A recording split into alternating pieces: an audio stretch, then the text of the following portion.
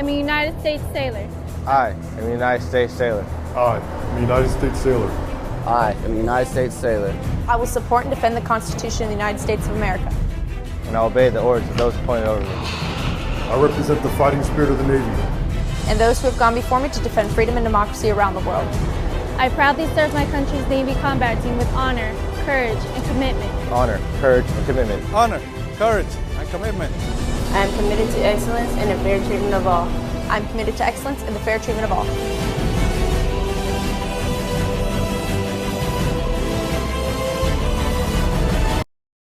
Is a huge success and fascinating.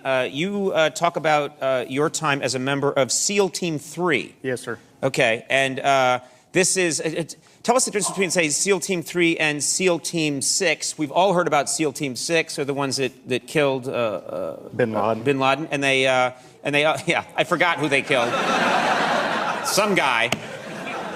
They just carried out another operation just days ago. So, what's the difference between SEAL Team 3 and SEAL Team 6? Well, originally you had SEAL Team 1, SEAL Team 2. Right. And then they formed up this special unit that was called SEAL Team 6. Right. Since then, so many guys have been coming in, we've been building up the forces, that they started filling in the rest of the numbers. And to go from one of the other SEAL teams to 6, you basically have to go through another boot camp, try out, and go there. Did you want to be in SEAL Team 6? At the time, I did not. But looking back at it, yes, I wish I would have. Right. Because that's pretty cool now to walk. I mean, first of all, you've got an amazing story, so you shouldn't, you got nothing to be ashamed of. But it might be fun to walk into a bar now and go, SEAL Team 6, huh? I do that a lot. I just tell people I was on that raid, and no one believes it. But then I give details that just aren't, we got him in Baltimore. I am amazed by some of the things that you've accomplished. You are an incredible sniper, and the longest target that you hit in combat was, and I was thinking about this today, 2,100 yards away, which is 21 football fields away. Yes, sir. That I can't even understand making a shot from that distance. I can't either. It was an accident, wasn't it? It was an accident. You dropped your rifle. I set it up, I accidentally pulled the trigger, and the guy went down. But I mean, this is something where you're in battle, and the technology behind it, first of all, the weapons themselves are incredible, but there's a lot of calculating wind, there's actual computers involved. Oh, there are. I mean, our optics and everything are so much more advanced than the guys had in even Vietnam. Right. Which you got Carlos Hathcock, who I think is the greatest sniper of all time. I have more kills, but that doesn't mean I'm better than he is. I was just put in a position where I had more opportunities. But yeah, and I definitely cheated. I used ballistic computer that tells me everything to do, so I'm just a monkey on a gun. Okay, well, I wouldn't go that far, but I have a question, because this kind of thing fascinates me. When you're in your sniper's position, how long can you be in your position before you start to get paranoid that they're going to hone in on where you're shooting from and come after you? But if you're inside the city, then depends if you take an occupied house or unoccupied. If you take occupied, then you have to take the family, feed them, make them go to the bathroom, all this other stuff, let them do everything. You just can't let them go outside. By 9 o'clock in the morning, they know you're there. If it's unoccupied, then by the time you take your first shot, they know where you are. And then you move on. You can't move. You're in the middle of the city. That's why when I go in, I don't go in alone. I take my team with me, and once I take my shot, now it's a defensive position. Okay, well, you were so well known by the Iraqi insurgents that you were fighting that they put a $20,000 bounty on your head. Is that right? Yes, sir. Okay, you don't have to call me sir, by the way. I'm a talk show host. You're here and I'm here. So that's great. But $20,000 bounty on your head. How did the Iraqi insurgents identify who you were? When I'd go into a house and we had the occupied houses, I would take the top of my uniform off and just have my short sleeve shirt on. And you could see my tattoo coming down my arm.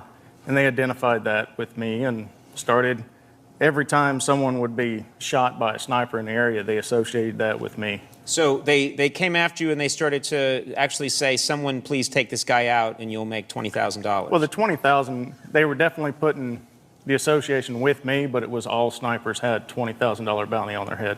Okay. And then it eventually went on up to about $80,000, and then I was worried about coming home because I thought my wife would turn me in. Been around the world twice, talked to everyone once, seen 2 whales fuck, been to 3 world fairs, and I even know a man in Thailand with a wooden cock. I push more Peter, more sweeter, and more completer than any other Peter pusher around. I'm a hard-bodied, hairy-chested, rootin', tootin', shootin', parachuting, demolition, double cap, crimping frogman. There ain't nothing I can't do, no sky too high, no sea too rough, no muff too tough. Learned a lot of lessons in my life. Never shoot a large caliber man with a small caliber bullet. Drive all kinds of trucks, 2x, 4x, 6x. Those big motherfuckers that bend and go when you step on the brakes. Anything in life worth doing is worth overdoing. Moderation's for cowards. I'm a lover, I'm a fighter, I'm a UDT Navy SEAL diver. I'll wine, dine, intertwine, then sneak out the back door when the refueling is done. So if you're feeling froggy, then you better jump, because this frogman's been there, done that, and is going back for more. Cheers, boys. If you want to change the world, start off by making your bed. If you make your bed every morning, you will have accomplished the first task of the day. It will give you a small sense of pride, and it will encourage you to do another task, and another, and another. And by the end of the day, that one task completed will have turned into many tasks completed. Making your bed will also reinforce the fact that the little things in life matter. If you can't do the little things right, you'll never be able to do the big things right. And if by chance you have a miserable day, you will come home to a bed that is made, that you made. And a made bed gives you encouragement that tomorrow will be better. To pass SEAL training, there are a series of long swims that must be completed. One is the night swim. Before the swim, the instructors joyfully brief the students on all the species of sharks that inhabit the waters off San Clemente. They assure you, however, that no student has ever been eaten by a shark, at least not that they can remember. But you are also taught that if a shark begins to circle your position, stand your ground. Do not swim away. Do not act afraid. And if the shark, hungry for a midnight snack, darts towards you, then summons up all your strength and punch him in the snout, and he will turn and swim away. There are a lot of sharks in the world. If you hope to complete the swim, you will have to deal with them. So if you want to change the world, don't back down from the sharks. Over a few weeks of difficult training, my SEAL class, which started with 150 men, was down to just 42. There were now 6 boat crews of 7 men each. I was in the boat with the tall guys, but the best boat crew we had was made up of the little guys, the Munchkin crew, we called them. No one was over 5'5". The Munchkin boat crew had 1 American Indian, 1 African American, 1 Polish American, 1 Greek American, 1 Italian American, and 2 tough kids from the Midwest. They out-paddled, outran, and outswam all the other boat crews. The big men in the other boat crews would always make good-natured fun of the tiny little flippers the Munchkins put on their tiny little feet prior to every swim. But somehow these little guys from every corner of the nation and the world always had the last laugh, swimming faster than everyone and reaching the shore long before the rest of us. SEAL training was a great equalizer. Nothing mattered but your will to succeed, not your color, not your ethnic background, not your education, not your social status. If you want to change the world, measure a person by the size of their heart, not by the size of their flippers. The 9th week of training is referred to as Hell Week. It is 6 days of no sleep, constant physical and mental harassment, and 1 special day at the Mud Flats. The Mud Flats are an area between San Diego and Tijuana where the water runs off and creates the Tijuana Sloughs, a swampy patch of terrain where the mud will engulf you.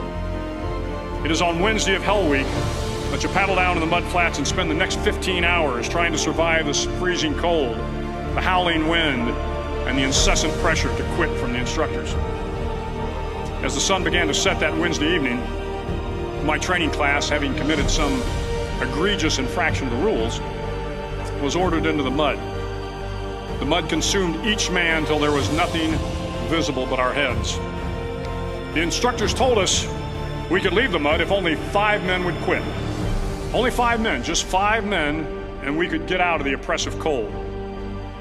Looking around the mud flat, it was apparent that some students were about to give up. It was still over 8 hours till the sun came up. 8 more hours of bone-chilling cold. The chattering teeth and the shivering moans of the trainees were so loud, it was hard to hear anything. And then one voice began to echo through the night. One voice raised in song. The song was terribly out of tune, but sung with great enthusiasm. One voice became 2, and 2 became 3, and before long, everyone in the class was singing. The instructors threatened us with more time in the mud if we kept up the singing, but the singing persisted, and somehow the mud seemed a little warmer, and the wind a little tamer, and the dawn not so far away. If I have learned anything in my time traveling the world, it is the power of hope. The power of one person, a Washington, a Lincoln, King, Mandela, and even a young girl from Pakistan, Malala. One person can change the world by giving people hope. So if you want to change the world, start each day with a task completed. Find someone to help you through life. Respect everyone. Know that life is not fair and that you will fail often. But if you take some risks, step up when the times are the toughest, face down the bullies, lift up the downtrodden, and never ever give up.